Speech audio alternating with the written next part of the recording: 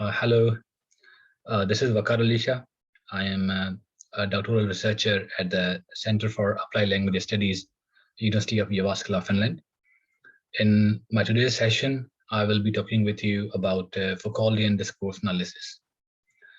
Basically, discourse has a long history when it comes to analyzing the language and the language-related text.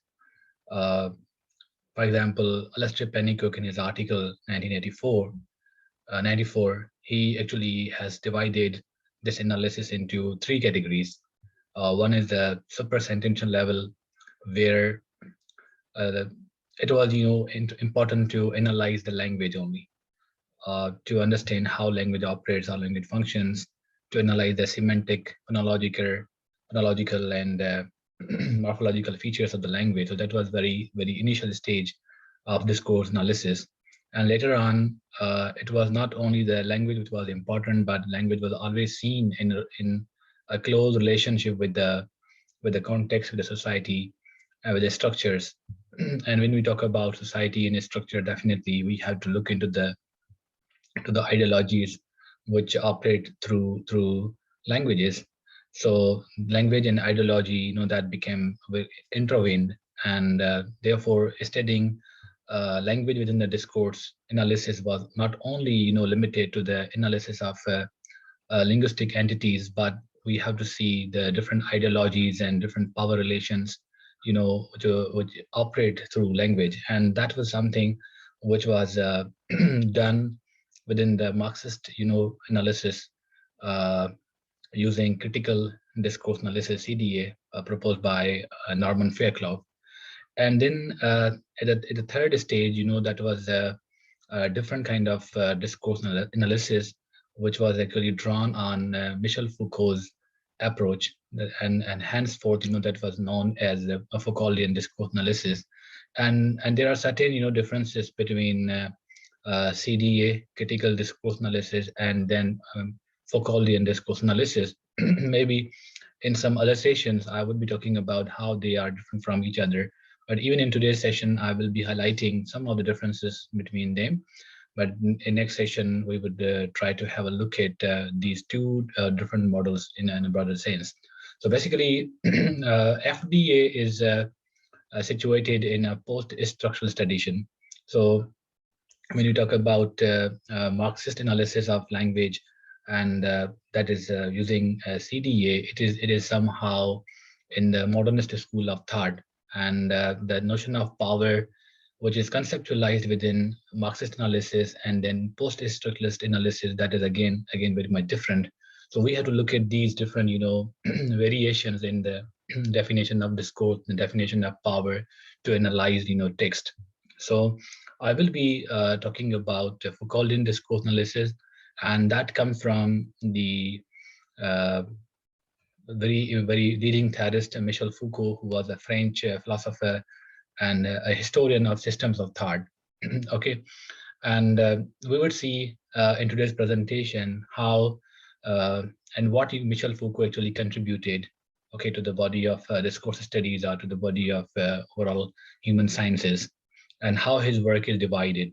So let's go with the session.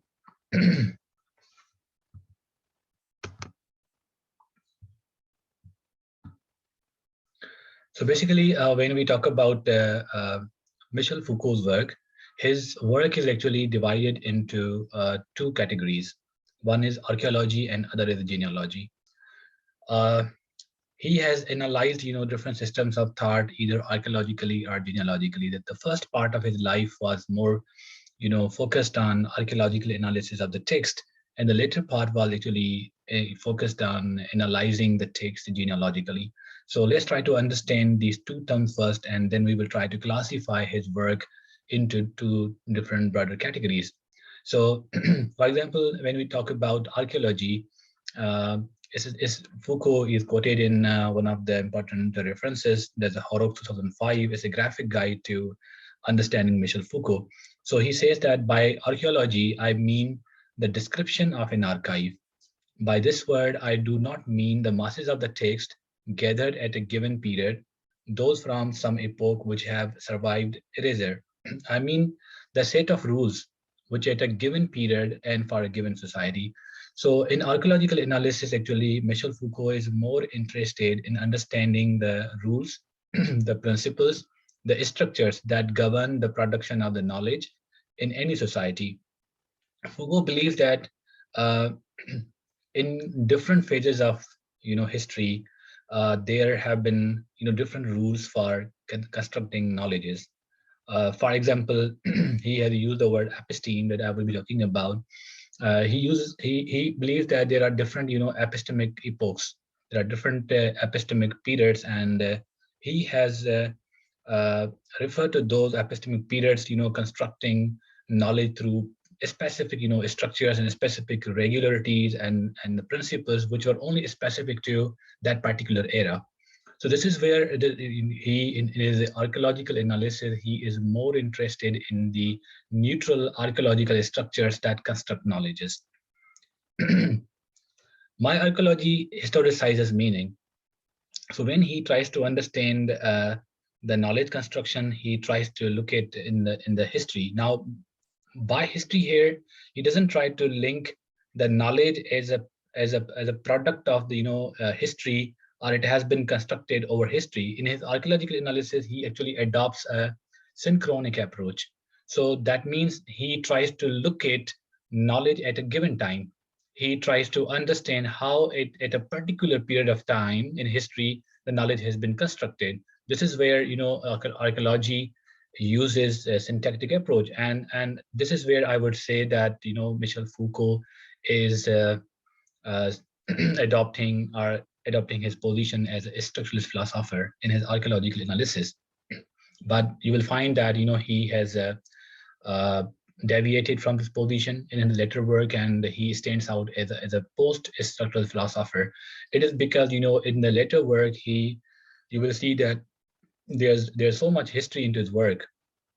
He has tried to connect the knowledge in the history, and he sees that how history has actually constituted different systems of thoughts until now. So these are some of the books that were actually produced by Michel Foucault using archaeological analysis. For example, the first book is Madness and Civilization, other was The Birth of the Clinic, and third was The Archaeology of Knowledge. And then when we talk about genealogical analysis, uh, according to Stephen Ball, okay, he has explained what does the genealogical analysis actually mean. He says that genealogical analysis does not bother to deal with finding the truth to history or describing neutral archaeological structures of knowledge, but interested in history as a will to power, how human sciences, knowledge, disciplines have come to be established as truth, the effects of power. Now, this is a very interesting point. Most of the philosophers and thinkers in the history, they have been interested in finding out the truth in reality. But Michel Foucault seems less interested in finding out what is the truth actually, what is the absolute truth, and what is the reality. But he tries to see that he tries to see how different human sciences and human knowledge and different disciplines, they have come to be established as truths actually. And when he said they have come to be established as truths, that means truth according to Michel Foucault is the effect of power. So truth is not something which is absolute and universal, but truth everywhere, it is actually the effect of power. So this is where he is more interested to see uh, how different people in history, they have actually tried to gain will to power through knowledge. So genealogy describes Foucault's attempt to reveal discourse at the moment it appears in history as a system of a constraint. So this is very interesting that in genealogy he looks at knowledge, he looks at discourse, how a particular discourse acts as a constraint on people, acts as a constraint on society, because within every society we see that we have different forms of constraints that actually delimit, that actually constrain our actions and our activities in our social life. So his books, including uh, which have used genealogical analysis, actually they are like Nietzsche, genealogy, and history. And this is what I personally believe, that Foucault's uh, genealogy, cultron, in turn in the discourse studies and in the knowledge actually, are to understand human sciences differently. It was particularly something influenced by Friedrich Nietzsche, Genealogy of the Morals, written by Friedrich Nietzsche, and that has actually influenced Foucault's thought, and he has adopted this genealogical analysis and applied to different human sciences in all of this. And what is author, discipline and punishment, the birth of the prison, history of sexuality, and hermeneutics of the subject. So these are some of the books that I have mentioned here. They contain the genealogical analysis used by Michel Foucault. There are two terms which are very important to understand when we try to understand Michel Foucault, because Foucault has used these two terms in his work. One is the episteme and other is the discourse. Now, episteme, we know that in philosophical sense it is about the knowledge. Okay, but the way Foucault has used this term, it carries a somehow different meaning. He says that episteme is an underground grid, our network, which allows thought to organize itself. So according to Michel Foucault, in every society, in every particular epoch and particular period of history, there is an episteme. So episteme is like a network. Okay, that network actually organizes itself for a thought to emerge. So any particular thought that exists in a society has been organized and structured within a certain epistemic realm. So each historical epoch has its own episteme. For example, if we have a Renaissance period, that means a Renaissance episteme would be there. Likewise, we have the classical episteme and the modern epistemes. So Michel Foucault's earlier work, the archaeological analysis actually that contains this use of episteme, he looks at things in maybe somehow in a neutral way, and he tries to understand that different epistemic epochs have different forms of knowledge, and he's interested in seeing then how those knowledges have been actually constituted and constructed. And I would be talking about some of the archaeological rules that he has suggested in one of his works. That would be interesting as well. But later on, you will see that when Foucault shifts to the genealogical analysis, he just drops the word episteme in his conversation, in his discussions, and he uses the word discourse now. So now discourse is very much important, the concept, because when he talks about discourse is something that is not, it does not deal with the mere understanding of the rules and the structures neutrally. Discourse is something that helps you understand how social practices and how certain forms of knowledge exist in society as a result of the power, how power has actually produced that knowledge, and how it has been legitimized in a particular society. So therefore, this concept of discourse is very much broader, and I must say it's very politically oriented as compared to the episteme. Now, we need to understand the concept of discourse in Foucauldian sense. Discourse may mean different things in different schools of thought, but when it comes to Michel Foucault, I can quote one thing, one statement from Robert Young in his very important work, The Post-Structuralist Reader, Untying the Text, a Post-Structuralist Reader. So there he mentioned that what is discourse, for example, discourse is a violence that we do to things, or in any case, a practice that we impose on them. So according to Michel Foucault, we human beings exist in a discourse. We are born into the discourse, we live in the discourse, and therefore we internalize so much from the discourses that we are actually into. For example, if we are living in a kind of society which is patriarchal, so there would be many discourses of patriarchy. There would be discourses of the coloniality. There would be discourses of nationalism. So whatever society you are born into, whatever discourses you actually exist in, you will always internalize those discourses, and then these discourses would be reproduced. The discourses would be reproduced to maybe exercise the control over the masses. This is where the concept of power intervenes. For example, Michel Foucault believes that discourse is a product of the power, but power in Foucault's sense is not something which can be perceived in the top-down approach, the way it has been perceived in different schools of thought. According to Michel Foucault, power is everywhere. Power is diffused. Whosoever is touched by the power internalizes that power and then reproduces that power in the social web, the social network. For example, we human beings have been made subjects within the discourse, and our subjectification within the discourse actually prepares us or compels us to reproduce those forms of operation, those forms of discourse which are controlling, and we would be doing that thing. For example, if you just analyze our own social life, our own personal life, uh, we all human beings exercise power in one way or other everywhere. It's not only that it is the state, it is the government that always exercises power. Power is exercised across the board everywhere in the social structure.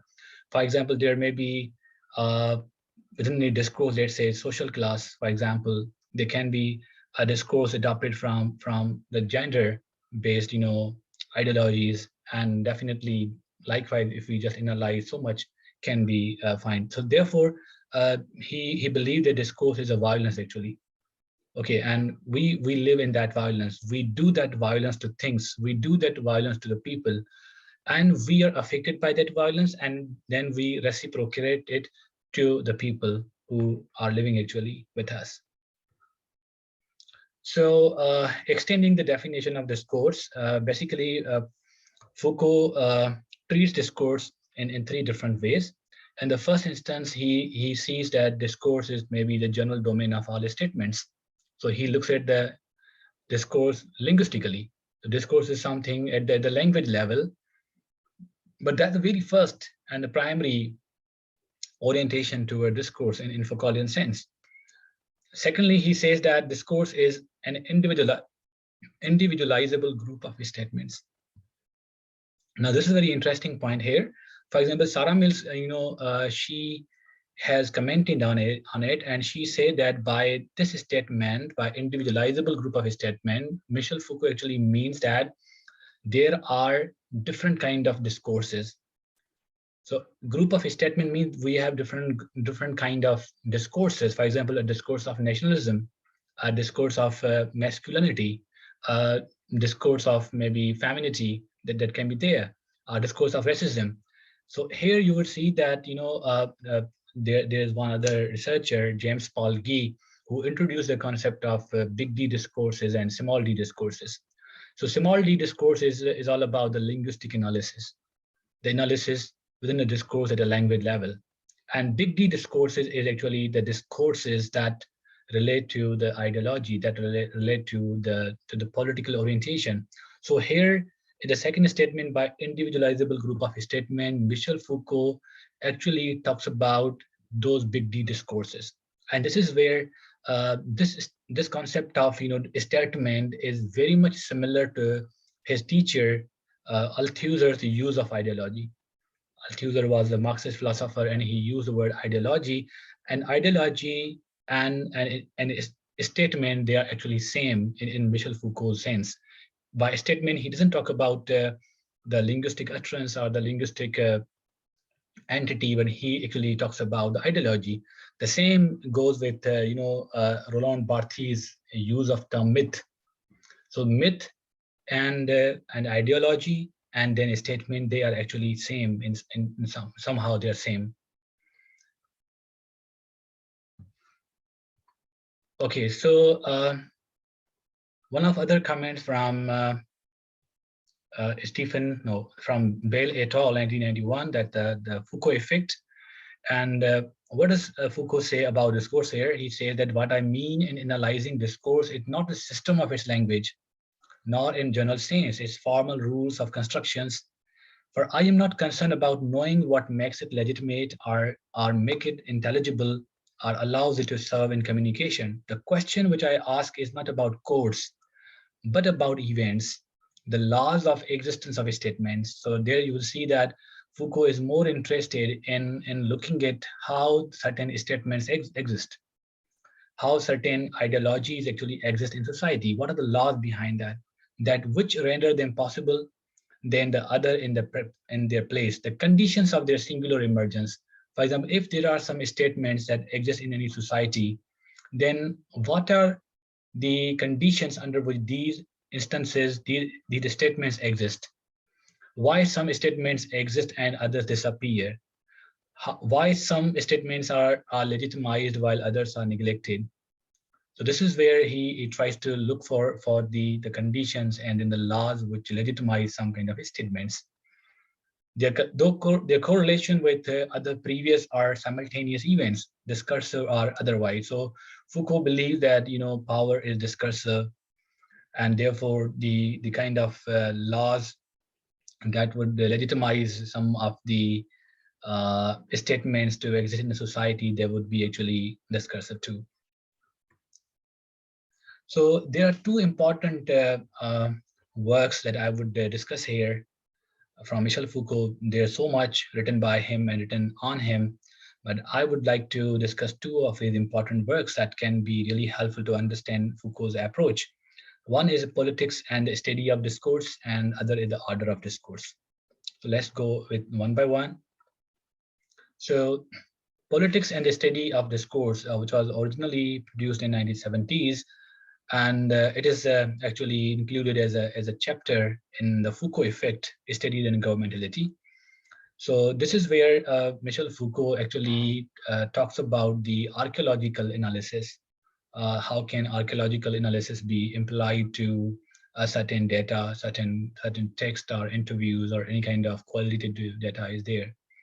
So he has discussed some of the rules for archaeological analysis. And as I discussed some time ago, that some minutes ago, that archaeological analysis is somehow a neutral analysis, and it does not take power or discourse into consideration. It is just about looking at certain epistemic epochs and to see how that knowledge is constituted and what are the principles and the structures which actually construct that knowledge. So these are some of the principles that he has proposed. The limits and forms of the sayable. So how a certain body of knowledge is constituted and it is accepted as a truth. We need to see the limits and forms of sayable. So in every epoch, you will see that there is a limit on what can be said and what cannot be said. So what is it possible to speak of?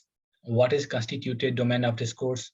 What type of discursivity is assigned to the domain of narrative treatment for descriptive science or literary formulation? If within any epoch, for example, if there is any science that is emerging, if there's any literary piece that is emerging, then we need to look at the structures and the rules which actually give rise to a particular literary piece, a particular science. But again, this is somehow really confusing to me as well, because I believe that when understanding what is possible to speak of and what is not possible to speak of, we cannot do so without engaging with the power, because this is always a power that puts restriction on what can be said and what cannot be said. Power can be in any form. So the second principle he has discussed is the limits and forms of conservation. That is, which utterances are destined to disappear without any trace. So you might see, in particular phase of life that we are living, some forms of knowledge disappear, while others are, they are foregrounded, they are put on the front, so that it may be accepted. Now you might have seen in for example, advertisements, there are always something which is emphasized, which is focused, and it always works within the neoliberal ideology. So neoliberal values are more actually emphasized within the advertisement text. So which are on the other hand destined to enter in a human memory through ritual, recitation, pedagogy, amusement, festivals, and publicity. And this happens that yes, some forms of knowledge are always conserved, they are stored into human memory, and they are done so by bringing that knowledge into different spaces. For example, you may have seen that in schools and in media, okay, through different practices, like maybe it is recitation as a pedagogical practices, or even in the sports and the publicity, different sources are actually implied to mm, preserve some forms of knowledge. So why some forms of knowledge are preserved, why they are actually foregrounded, there is always something, some hidden mechanisms that Foucault tries to help us to pay attention to. So which are marked down as reusable and what ends? Which utterances are put into circulation and among what groups? Which are represented and which are repressed and censored? So this happened that yes, censorship on knowledge and repression of some kinds of thoughts that always exist in any society in the world. Even in the past, for example, within the European society, you might see that there were some Inquisition forces. Within the Inquisition, it was always a kind of moral policing. It was kind of group of people who just monitored the human activities. And you might be very well familiar that how science was actually restricted in European society in the Renaissance, before the Renaissance, and during the medieval times. And there were many scientists who were actually punished, and they were actually uh, put on trial. For example, the case of Bruno, the case of Galileo Galilei, and so many other philosophers. Even in one of the studies, they say that more than 30,000 scientists, they were actually punished, and also some of them were burnt alive because of their scientific activities. So this is how knowledge is always repressed, it is censored, and in the way of conserving some form of knowledge, some people are also punished. So the limits and forms of memory. Here, Foucault tries to help us understand which utterances does everybody recognize as valid, are debatable, or invalid. So this happens that yes, some utterances are always valid, while others are actually rejected right away. But why it is so? Is there any natural connection that some forms are valid and while others are actually invalid? So why people consider something as true while other as untrue? Uh, this has been presented in a way that now they are actually a part of a naturalized discourse. But actually, according to Foucault, we need to understand those structures that actually make some forms of knowledge as valid while others as debatable and invalid, which have been abandoned as negligible and which have been excluded as foreign, and what type of relationships are established between the system of present statement and the body of the past ones. So we need to understand that, okay, what was practiced in the past, and then which statements out of the prior body of knowledge has been actually, they have been preserved today, and which of them they have been ignored or neglected or rejected. Likewise, the limits and forms of reactivation. Among the discourses of previous epochs are of foreign culture, which are retained, which are valued, and which are imported, which attempts are made to reconstitute, and what it is done with them, what transformations are worked upon them, community exegesis and analysis, and what system of appreciation are applied to them, what role are they given to play. That's very important to understand that throughout history, we will say that even the very history, for example, the historical body of knowledge, be it the scientific history, the philosophical or religious history, we would always need to understand the historiography, the way the history is actually written. Uh, and out of the complete history, what form of knowledge is reactivated today, it is retained today, and what knowledge is imported, and if some form of knowledge is imported, then what can be the possible maybe agenda or possible mechanism involving it, why some form of knowledge is being reactivated. There must be some um, kind of interest that are being served, that Michel Foucault is trying to help us understand. The limits and forms of appropriation, what individuals, what groups or classes have access to particular kind of discourse. It's again very important to understand that, okay, if some discourses have been created, some discourses do exist. Now, which class or which classes or which groups of people they have access to them. What kind of discourses are accessed by whom? That's a very important question. And why certain discourses are put into the access to some group of people. What interest do they serve? Why some discourses are created for a specific class of people? What interest do they serve? How the relationship institutionalized between the discourse, speakers, and its destined audience, how the struggle for control of discourse is conducted between classes, nations, linguistic, cultural, or ethnic collectivity. So we see that we have different kinds of discourses that control, and that happens within all nations, that happen within the different class groups, that happen with the different cultural groups, that happen with different linguistic and ethnic collectivities as well. So there's always one linguistic group that tries to control over the other. There's always one ethnic group that tries to control over the other, and that's happening almost in all parts of the world. Now, the second work, which is very important, and it is actually the genealogical analysis. Okay, the order of discourse is a chapter, and it's actually a speech which was presented in 1970 at Collège de France. And this is taken from this book that I have just placed here, Untying the Text by Robert Young, a post-structuralist reader, order of discourse. So this is a very detailed reading that's worth reading, but I have just taken a few points here, just one procedure of exclusion. You will find out so much into the text.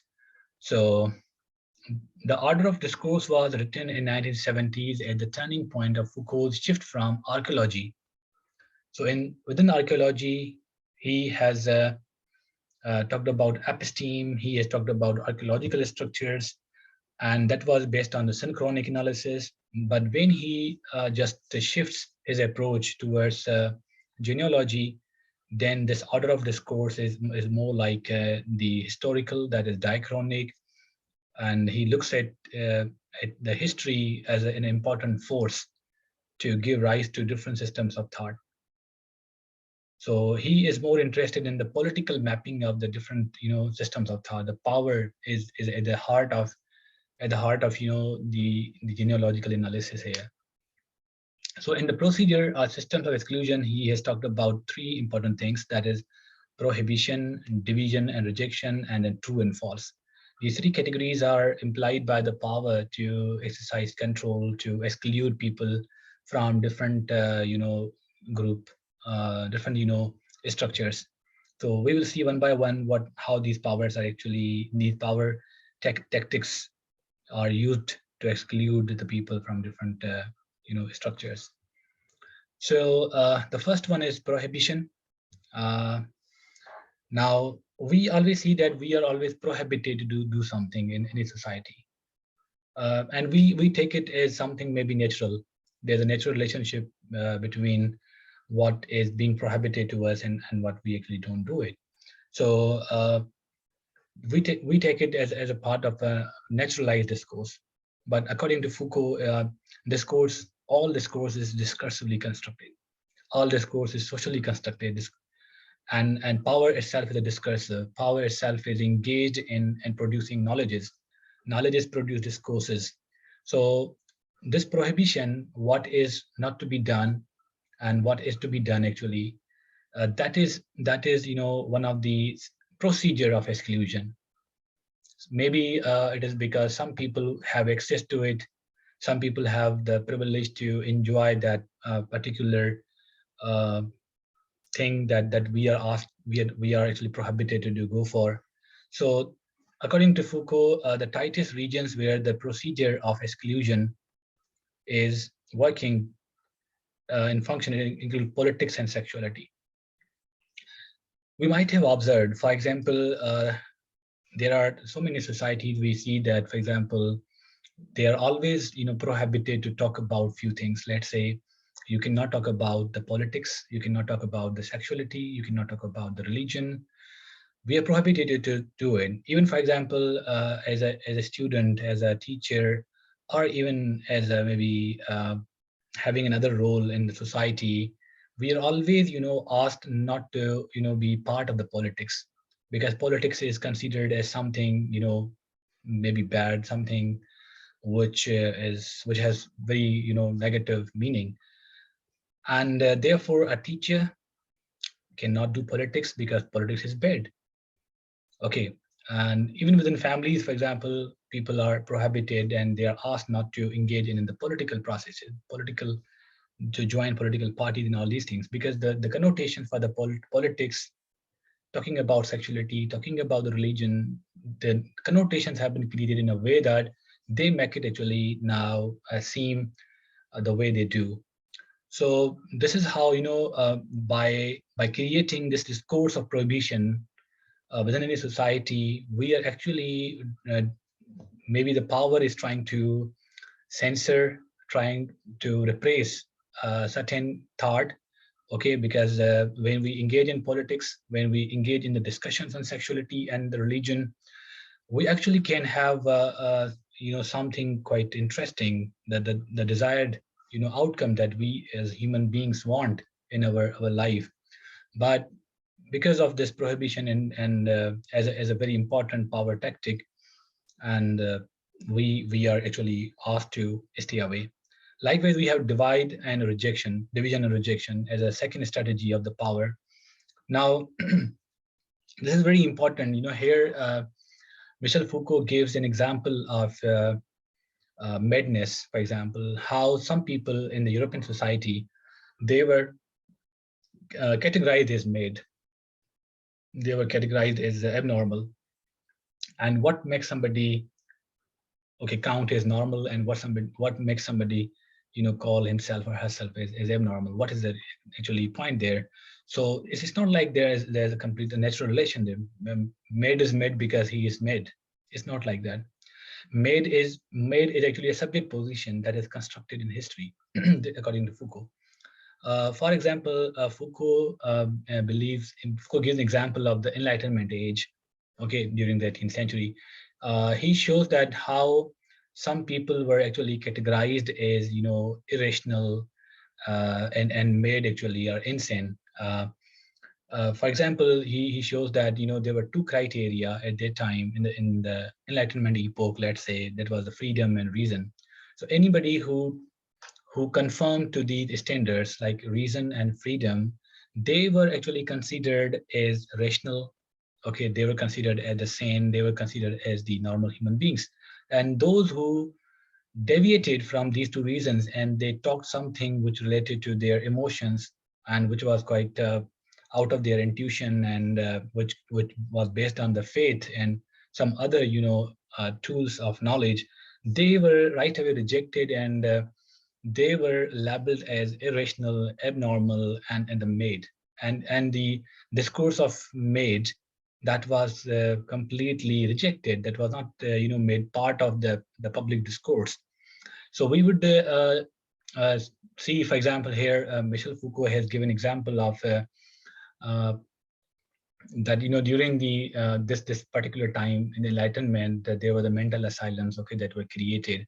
Now Foucault says that these mental asylums were created not to treat the mentally retarded people, but they were created to imprison these people with different ways of looking at the social world, looking at the natural world.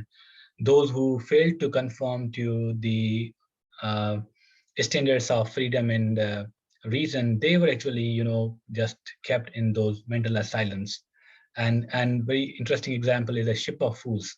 So how a ship of fools as a concept, as a phrase emerged, that was in when people who did not meet those standards, they were actually put into the ship and they were sailed around the entire sea, only to show to the public that these people are actually irrational beings. So this is where division and rejection happens, and the same can be uh, seen in, for example, if we look at the British colonial uh, history, we would see that, for example, how humans were divided and rejected. For example, within the British colonialism, the discourses of racism that gave rise to the idea that human beings are actually classified into three categories. For example, one is the human, other is the non-human, and then third one, the subhuman. Now, in the first category, humans, they were actually classified as the whites, the racially superior. They were perceived to be racially superior, and based on this racism, they put them into the form of a complete human being. And secondly, the subhumans were actually these browns, the Asians. They were actually known as a subhuman, and the blacks were actually considered as a non-human by within that colonial discourse. So this is how, everywhere, wherever the power in different form exists, that tries to divide and reject people and exclude actually. The third category is true and false. So within true and false category, you will see that uh, why some forms of knowledges are considered true while others are actually considered false, and what determines something to be true and what determines something to be otherwise. That's a very important question that Michel Foucault is trying to help us understand. For example, we will see that in different societies, Foucault just tells us that in different societies there have been different kind of tools of knowledge which legitimize them as true. For example, in the Renaissance period, in the 16th century, England, we will see that, for example, the true discourse was a scientific discourse. Okay, and scientific discourse is something which actually is based upon principles such as verifiability, objectivity, okay, and other scientific procedures or observation. So based on these, particular tools, this kind of knowledge which was produced, that was considered as true knowledge, and all the other subjective ways to knowledge, subjective ways to reality, they were right away rejected.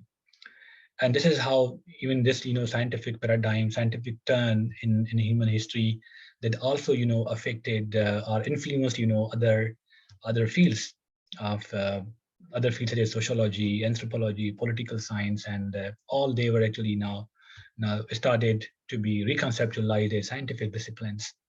So Foucault, according to Foucault, this objectivity or rationality or science itself is a kind of controlling discourse. Scientific discourse is controlling.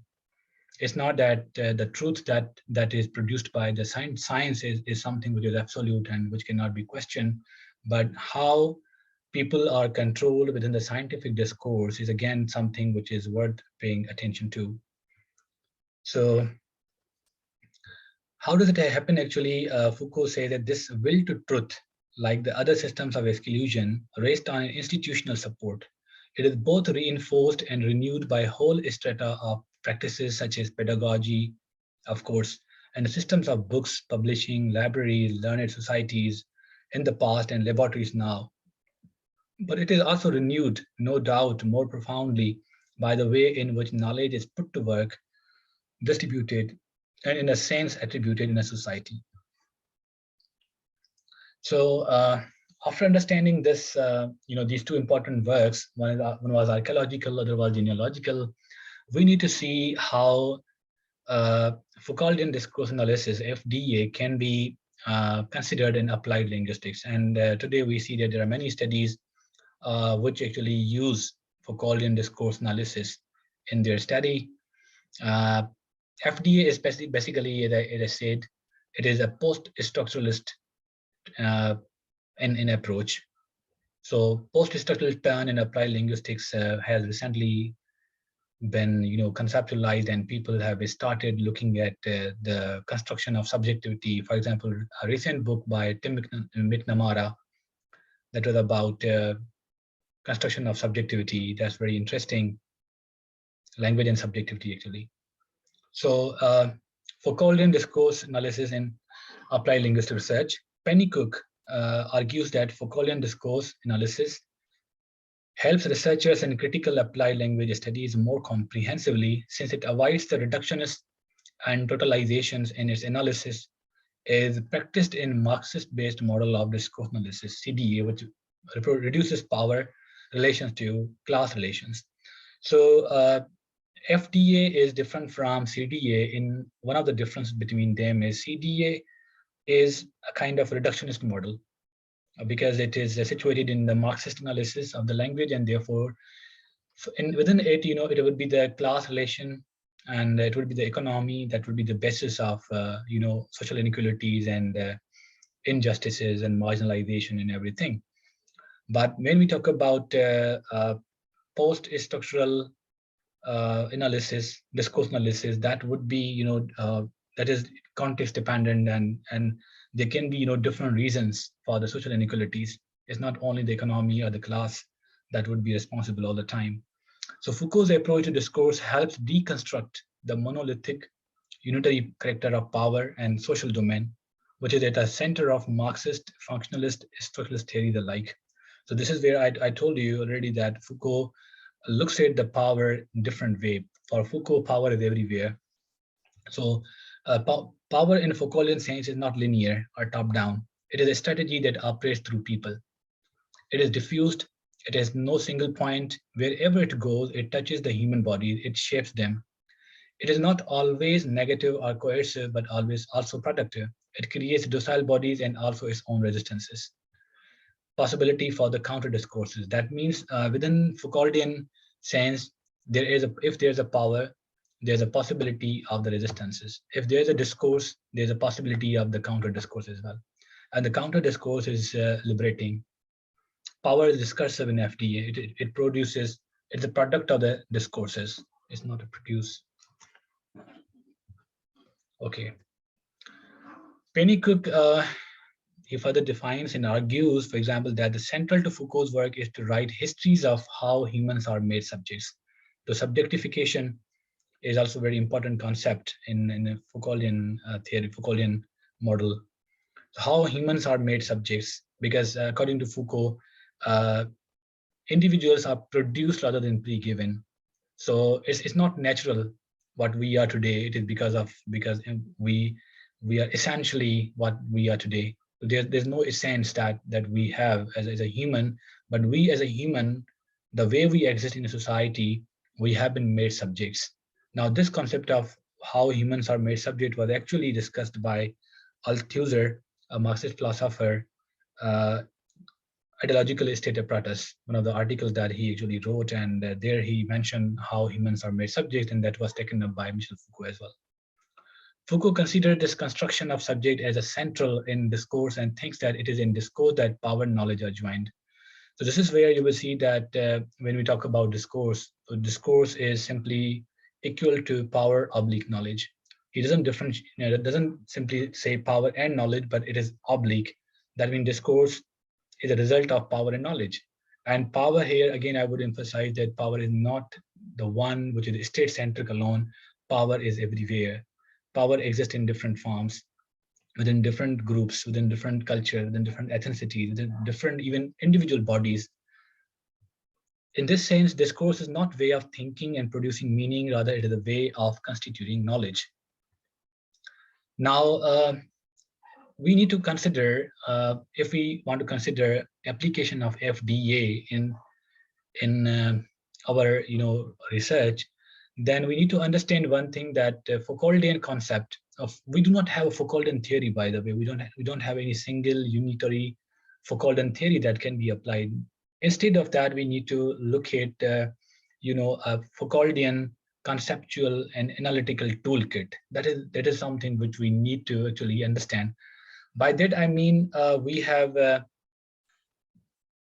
different conceptual tools.